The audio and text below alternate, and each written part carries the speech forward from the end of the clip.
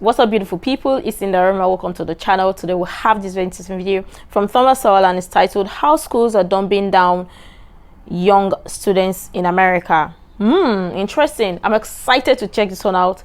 Let's check it out.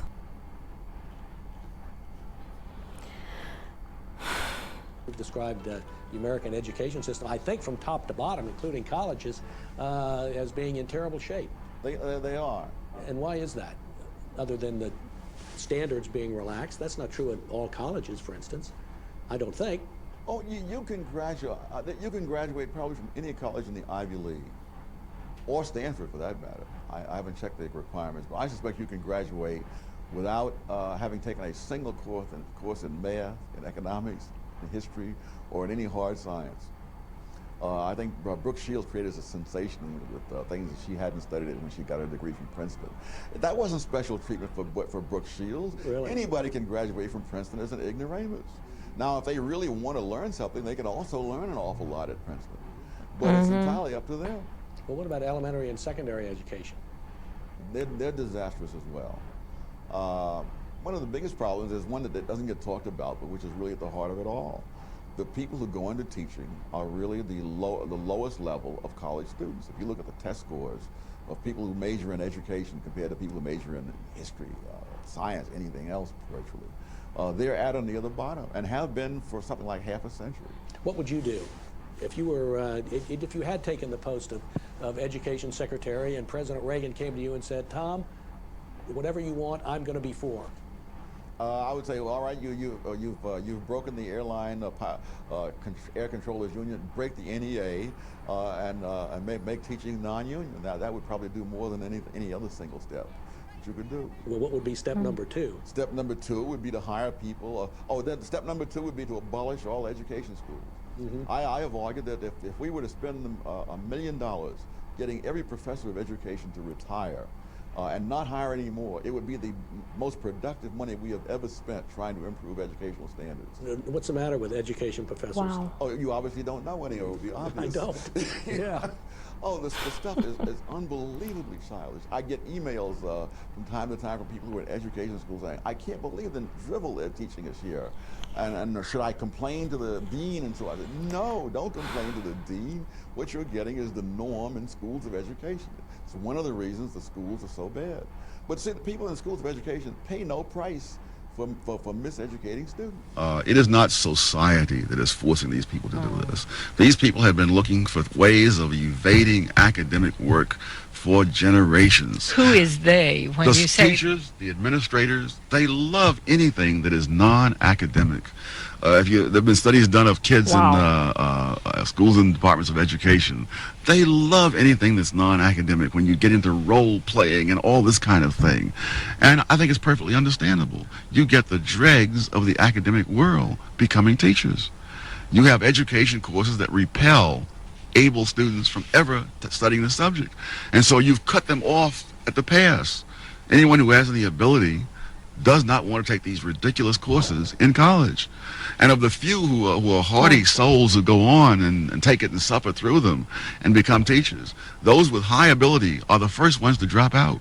And so within a very few years out of the class, you have the bottom half of the class now has tenure and the top half has gone somewhere else. Well, the phrase is dumbing down. What's so ironic is the school is failing so miserably in what they are paid to do that they should take on this role of being social philosophers. A lot of these programs are really a substitute for hard work by the teachers. I mean, when I think of the teachers I had, they could not have cared less whether I felt good about myself. They didn't ask me, how did you get to school? Did you walk these 15 blocks from home? Or did you have money for the trolley? They couldn't have cared less. They wanted to make sure I had better have my homework when I got there, and it had better be right. The great problem with education throughout is that people are not accountable. They can run those schools to indulge themselves, whether for whatever fad they like, for whatever way they like to teach, and that goes all the way through to the colleges. Teachers have been a very organized group since the 1960s, and the National Education Association is all in favor of these crazy things that have been criticized here this morning by me and by others. So that they have, and in fact, that's what choice is all about. Is it about putting the parents and the taxpayers and the general public in charge and not allowing these little groups to create their own little fiefdoms where they do what they please regardless of what the rest of us think. What are your views on education?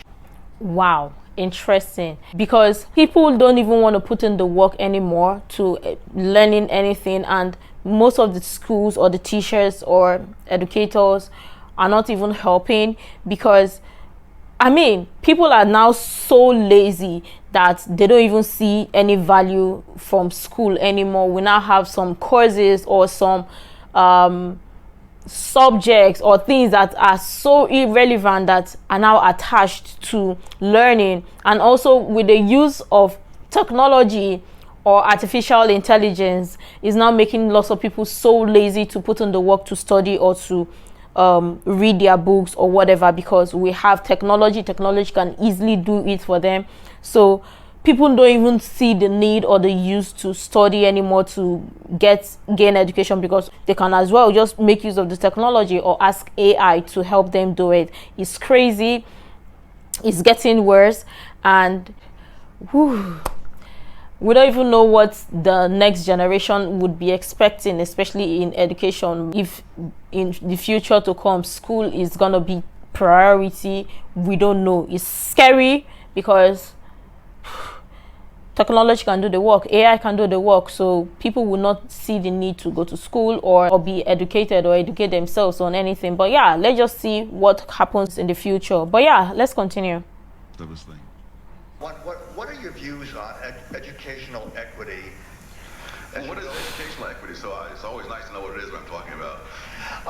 The notion that school districts are not receiving equal funding per capita per student. I think that we should equalize, if only to get rid of that phrase. And I seriously think that there's something to be said for getting that issue off the table, because it is a total red herring. But it's going to be, as long as you don't have equalized spending in the schools, that is going to be blamed as one of the reasons for the other things. And so you want to get rid of it. There's a ton of evidence suggests the amount of money really doesn't make much difference. In Washington, D.C., they have some of the highest expenditures per pupil and some of the lowest scores in the country. In fact, a few years ago, I saw some data on different states. Of the 5 top states at that time, and it may still be true, in test scores, all were below the national average in expenditure per pupil. Palo Alto High School has 6 tennis courts, some of which I've used, even though I never went to Palo Alto High School. They have a swimming pool, a baseball field, I mean, they're all the works. Now, none of that does anything for education. Wow. It's part of their lifestyle, and they want to keep it fine. But, no, I think that issue ought to be off the table. I was just curious about what you think of Nicholas Lemon's thesis in his new book, The Big Test. I haven't read the book. What is his thesis? He questions the new meritocracy that has emerged with the use of he would probably use the scare quotes around the term objective test of academic aptitude. And compared to what? Well, that's my question, really. That's the question the economists always ask. Compared to what? I mean, there's a story that the economist ran into a friend in the street, and his friend said, "How are you? How's your wife?" And he said, "Compared to what?" So, nothing is easier than to prove that something human has imperfections. I'm amazed how many people devote themselves to that task.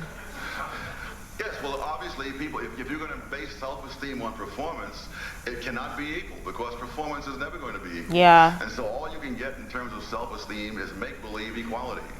And of course, what happens in the schools is they grade, in many cases, not on the objective result, but on how you did relative to what the teacher thinks your ability was. And so you may do a wonderful job, and they say, well, he really was a very bright kid. He could have done better than that, so he gets a B. And the other student, who really did a lousy job, but it was a big struggle for him even to do that, so he gets the B+. And of course, what that means is that the whole grading system just becomes meaningless and confusing. The vision of cosmic justice is very beneficial to the people who hold it, even if it's not beneficial to those whom it's intended to benefit. And I think that's one of the reasons that people are so reluctant to give it up. because they feel wonderful. I'm sure that if we had had the kinds of teachers that we have today, and they had lowered the standards to all of us as we were coming through the school, and we all ended up going out into the world foredoomed to failure, those teachers would have felt wonderful about themselves. Because they say, hey, we're not leaning on these poor kids. We're taking into account that they come from backgrounds that are deprived. I mean, and particularly in education, this is devastating because it's been shown again and again that in one generation, people can do remarkable things with a decent education. But they're not going to be done as long as third parties think that the purpose of the educational system is to make them feel good about themselves. The people at the bottom are so badly off that they have practically nothing to lose. One of the great disgraces of American education, far more important than the differences in spending, is the way teachers are allocated.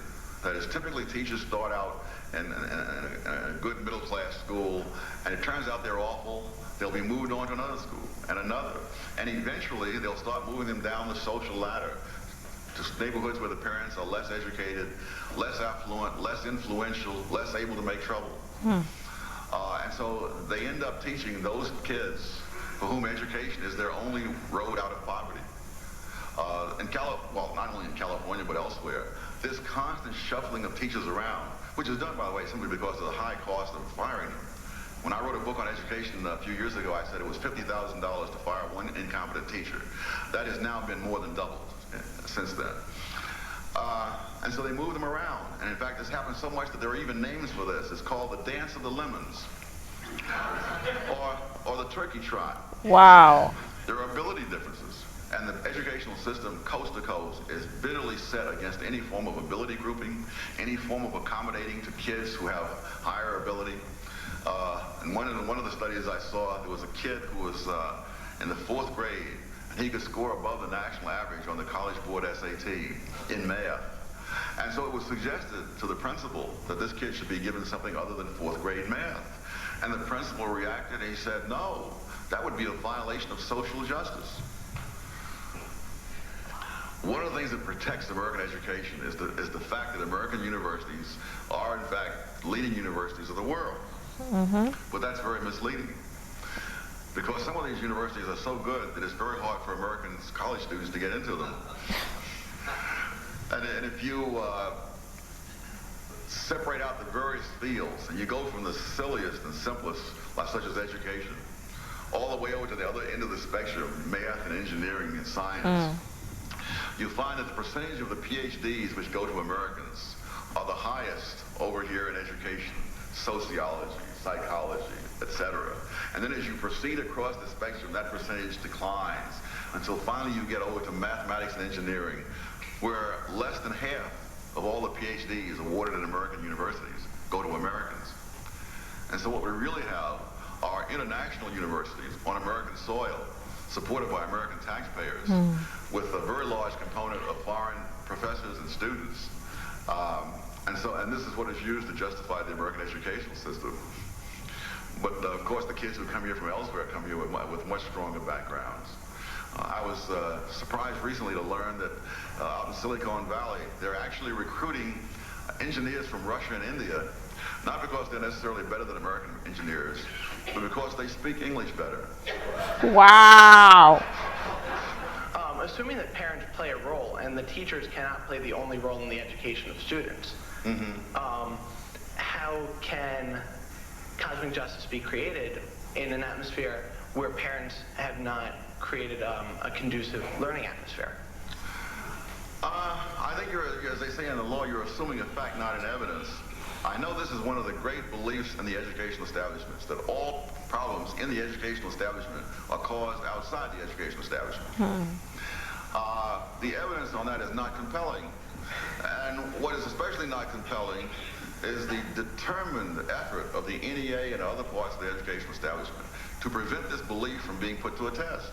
If it is the case that the problems are all outside the system, they're in the parents, then why do they fight bitterly against all forms of choice and vouchers, which would allow you to find out that if we take this same kid with the same parents, watching presumably the same television programs as he always watched and so on, having the same attitudes, and transfer him over into a parochial school or some other kind of school, why don't we find out whether in fact he will not improve at all, because it was never the school's fault in the first place. The bitterness of these battles are hard to exaggerate. In California, they sent so-called truth squads around when people were trying to sign up petitions to get this issue on the ballot. And some of these people were not above using intimidation tactics to prevent people from signing.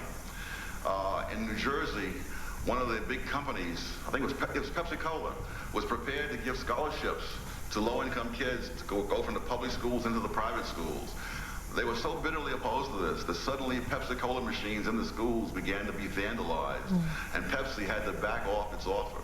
So if it is in fact the case that all these problems originate outside the school system, why then are they not willing to put that belief to the test?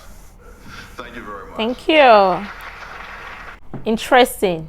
He made use of the Russian and Indian analogy, especially for English, because India is not an English-speaking country. Russia is not an English-speaking country, but they learn English. And let's be truthful, many Americans don't even put in time or effort to learn English. They just take advantage of it, because sometimes when I even hear them speak some certain English, I'm like, is this even in dictionary? It just don't make sense. And also what they put in, especially with sports and all of that. I mean, sports is a great career, it's a great lifestyle and all of that, but with the rise at which people are now investing more time into sports activities and all of that, whereby people are not even investing that much time in education anymore, is alarming, because people are now running and going towards where has better lifestyle, greater lifestyle, better opportunities, better finances, or making them wealthier, instead of going to study education to learn something or whatever. People are running towards the better lifestyle because it is convenient. And also, let's even talk about when he spoke about schools and all of that. Like, many schools in America right now, especially with the universities, graduate level, now you now have the influx of international students coming in to study, to grab and make good use of the opportunities in that space. Because, like it or not, many international students see the opportunity that they will come to America. The education system would benefit them, because honestly, when you even talk about they have better background knowledge, especially with education and all, some places the schools are tougher. Even till this day, they teach them in the level or the way that America don't even teach people in that level anymore. Like, they do more groundbreaking exercises that it has now groomed them to a point where there is no time to sit down and pet them or pamper them anymore. But yeah, this was even done and said like some couple of years ago, and look at it now. Now it's even crazier, because you can check or go to many universities in America right now, not just only in America, some other country, the first world countries, and you will see that they have influx of international students in the universities more than they have locals, because the locals don't even want to make use of the opportunity, because the locals just don't care. They are not prioritizing in education anymore. And also, with the use of technology and AI is now worse. But all the same, we look forward to what the future holds, especially with the education system and all. But I'm sure tons of people have got a different opinion regarding this, and I would really love your honest contribution to this. You can share other useful information you think might be really helpful. Make sure to like, comment, and subscribe and all of that stuff. And until next time, see you in the next video.